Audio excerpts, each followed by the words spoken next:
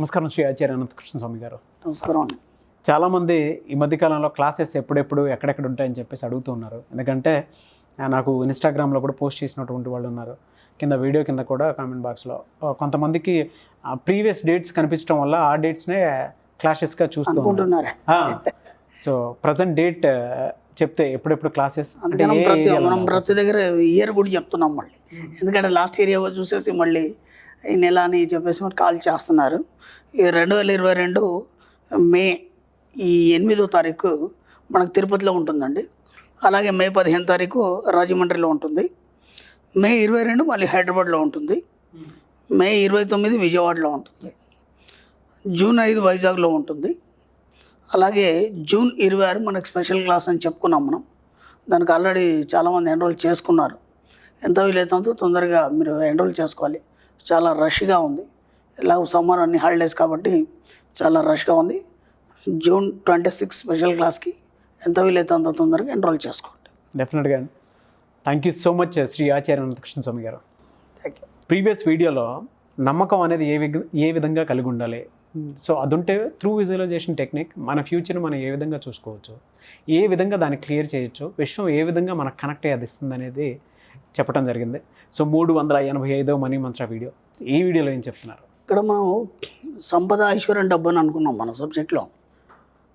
First మనకి మన సబ్జెక్ట్లో ఇంతకంటే ఏం లేవు, ఎందుకంటే దీంట్లో అన్నీ వస్తాయి.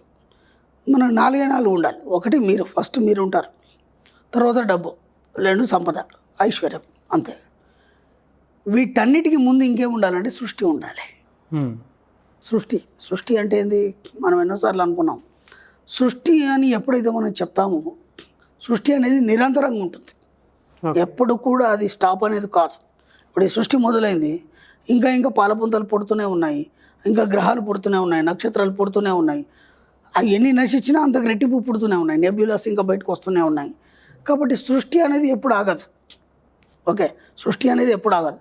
మీ జీవితాన్ని కూడా సృష్టి అని అనుకున్నప్పుడు మాత్రమే మీ జీవితంలో అభివృద్ధి అనేది కనిపిస్తుంది. ఓకేనా? మీరు ఎప్పుడైనా సరే దాన్ని సృష్టి అనుకోండి. మీ యొక్క జీవితం సృష్టించబడ్డది అంటే ఇక నుంచి ఎప్పుడు కూడా అభివృద్ధి వైపు మాత్రమే ప్రయాణం చేస్తుంది. ఆ సృష్టి అనేది ఎప్పుడు కూడా అభివృద్ధి వైపు ప్రయాణం చేస్తుంది. అక్కడ ఏం చెప్తారంటే అనంతం ఇంకా అనంతాన్ని సృష్టిస్తుంది. ఓకేనా? అనంతం ఇంకా అనంతాన్ని సృష్టిస్తుంది. ఓకే, అంటే ఎక్కడ కూడా వెనక్కి తగ్గడం కానీ లేదంటే ఆగిపోవడం అనేది జరగదు. ఒకసారి స్టార్ట్ అయిన సృష్టి ఎప్పుడు కూడా ఇంకా ముందుకు వెళ్ళిపోతూనే ఉంటుంది, ఎక్కడ కూడా ఆగిపోదు. అది ఆగిపోకుండా ఉండడానికి మీరు ఏం చేయాలంటే మీ ఆలోచనలు పెంచాలి. ఓకే, ఎప్పుడు కూడా తగ్గడానికి లేదు. మీ ఆలోచనలో ఎక్కడ కూడా అమ్మో డబ్బు ఎలా వస్తుంది, అలో సంపద ఎలా వస్తుంది, లేకపోతే నాకు ఇంత డబ్బు కావాలి, ఇది ఎక్కడి నుంచి వస్తుంది, ఇలాంటి ఎక్కడ కూడా మీకు డౌట్స్ వద్దు. ఒకసారి సృష్టి అనుకున్నారా, అయిపోయింది. ఈరోజు 10,000 అనుకున్నారా, రేపు 1,00,000 అనుకున్నారా, కోటి అనుకున్నారా, 10 కోట్లు, అలా వెళ్తూనే ఉంటుంది. అది దానికి ఆగదు, అది ఎప్పుడు కూడా ఆగదు. ఎందుకంటే అది సృష్టి ధర్మం. ఇన్ఫినిటీ ఎక్స్పాండ్ టు ఇన్ఫినిటీ, అనంతం వైపు కొనసాగుతుంది. మీరు ఎందుకైనా ఆలోచిస్తున్నారు? ఇప్పుడు మీరు ఇంతకుముందు కోరుకున్నారు, నేను ఒక 5 లక్షలు కావాలని కోరుకున్నారు, 5 లక్షలు వచ్చేసింది కదా. ఎంతోమంది మీరు ఇప్పుడు ఫీడ్బ్యాక్ కూడా ఇచ్చారు మనకి వీడియోలో, ఆ క్లాస్లో ఎంతోమంది ఫీడ్బ్యాక్ ఇచ్చారు. 5 లక్షలు అనుకున్నా 5 లక్షలు వచ్చింది. ఇప్పుడు 50 లక్షలు అనుకున్నారు, దానికి ఎందుకు డౌట్ వస్తే మీరు ఆగిపోతున్నారు. అని నేను ఫస్ట్ అనుకునే అన్ని టక్ అయిపోయినాయండి, కానీ ఇప్పుడు మాత్రం అవి కావట్లేదు. అప్పుడైనప్పుడు ఇప్పుడు ఎందుకు కావట్లేదు? ఎందుకంటే సృష్టి ధర్మం ఏంది, ఎంతైతే ఇచ్చిందో అంతకు రెట్టింపు ఇవ్వాలి కదా మీకు. ఇక్కడ మీరేం చేస్తున్నారంటే దానికి బ్రేక్ వేస్తున్నారు. అంటే సృష్టి ధర్మానికి వ్యతిరేకంగా వెళ్ళిపోతున్నారు మీరు. అర్థమైందా? అంటే ఇక్కడ ఏమవుతుంది, మీ ఆలోచనలు అనేటివి తగ్గిస్తున్నారు. అంటే మీ యొక్క వైబ్రేషన్ అనేది ఆ 50 లక్షలకు సరిపడే అంత వైబ్రేషన్ని, మీ యొక్క ఆలోచన తరంగాన్ని, ఫ్రీక్వెన్సీని మీరు వదలలేదు, పడుతున్నారు. అక్కడ పట్టడం వల్ల ఏమవుతుంది, ఆ 50 లక్షలు రావట్లేదు. ఇప్పుడు ఏమైంది, 1 కోటి రూపాయలు వచ్చిన వాళ్ళు కూడా ఉన్నారు, 1 కోటి రూపాయలు సంపాదించిన వాళ్ళు కూడా ఉన్నారు. ఓకేనా? మళ్ళీ ఒక సందర్భం వచ్చి 10 లక్షలు రావడానికి నానా ఇబ్బందులు పడ్డ వాళ్ళు ఉన్నారు. ఎందుకంటే మాకు చాలామంది కస్టమర్స్ వస్తుంటారు కదా, ఏమండి మీరు క్లాస్కి వచ్చాను, నాకు ఇలా మా ఇల్లు అమ్ముడిపోయింది, లేకపోతే ఒక ప్లేస్ అమ్ముడిపోయింది, నా మొత్తం అన్నీ క్లియర్ అయిపోయినాయండి. మళ్ళీ ఇప్పుడు బిజినెస్ మళ్ళీ స్టక్ అయిందండి. ఇప్పుడు అంత పెద్ద పీకలు దాకా ఉన్న సమస్యల నుంచి నువ్వు బయటపడ్డావు. ఇప్పుడు నీ బిజినెస్ స్ట్రక్చర్ అయిందని ఎలా చెప్తున్నావు నువ్వు? అంటే నీ ఆలోచనల శక్తి అనేది తగ్గింది. ఓకే, సృష్టి చేయడం అన్న దాంట్లో నువ్వు వెనక్కి తగ్గావు, దాన్ని ముందుకు తీసుకెళ్ళట్లేదు. ఇక్కడ నీ ఆలోచనలు ఏవైతే తగ్గినాయో అప్పుడు నీ బిజినెస్ తగ్గుతుంది, మళ్ళీ నువ్వు కోరుకునేవి కూడా ఏవి కాదు. కాబట్టి ఎప్పుడు కూడా ఎలా ఉండాలంటే నిరంతరం యాక్టివ్గా అంతకు రెట్టింపును కోరుకుంటూ మీ ఆలోచనలు ఎక్కువ మొత్తంలో చేసుకుంటూ పోయినప్పుడు మాత్రమే ఆ సృష్టి అనే పదానికి నిర్వచనం అనేది చక్కగా ఉంటుంది. మీరు ఎన్ని కోరుకుంటే అని, ఎంత కోరుకుంటే అంత మీకోసం సృష్టించబడుతుంది. అవును. కాబట్టి ఇక్కడ సంపద విషయంలో కావచ్చు, డబ్బు విషయంలో కావచ్చు, ఐశ్వర్యం విషయంలో కావచ్చు, అంత బాగుందండి. ఇప్పుడు అన్నీ బాగున్నాయండి, నాకు అన్నీ వచ్చినాయండి, బాగున్నానండి, కానీ ఆరోగ్యం దెబ్బతిందండి. ఐశ్వర్యానికి వచ్చేసరికి మనకు ఆరోగ్యం కదా అది.